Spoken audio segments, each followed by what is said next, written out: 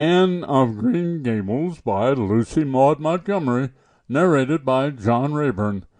Mrs. Rachel Lynde lived just where the Avonlea main road dipped down into a little hollow, fringed with alders and ladies' eardrops, and traversed by a brook that had its source away back in the woods of the old Cuthbert place. It was reputed to be an intricate, headlong brook in its earlier course through those woods, with dark secrets of pool and cascade. But by the time it reached Lynn's Hollow, it was a quiet, well-conducted little stream, for not even a brook could run past Mrs. Rachel Lynde's door without due regard for decency and decorum.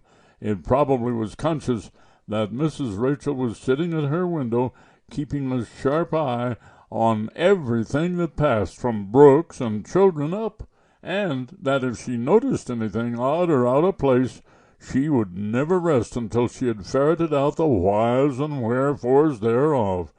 There are plenty of people in Avonlea and out of it who can attend closely to their neighbors' business by dint of neglecting their own, but Mrs. Rachel Lynde was one of those capable creatures who can manage their own concerns and those of other folks into the bargain.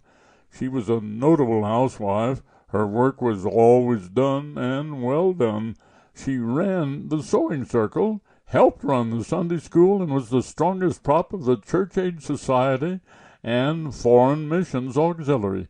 Yet with all this, Mrs. Rachel found abundant time to sit for hours at her kitchen window, knitting cotton warp quilts. She had knitted 16 of them, as Avonlea housekeepers were wont to tell in awed voices, and keeping a sharp eye on the main road that crossed the hollow and wound up the steep red hill beyond. Since Avonlea occupied a little triangular peninsula jutting out into the Gulf of St. Lawrence with water on two sides of it, anybody who went out of it or into it had to pass over that hill road and so run the unseen gauntlet of Mrs. Rachel's all-seeing eye. We listen now to the follow-up happenings. Chapter 1, Mrs. Rachel Lynde is Surprised. Rachel was sitting there one afternoon in early June.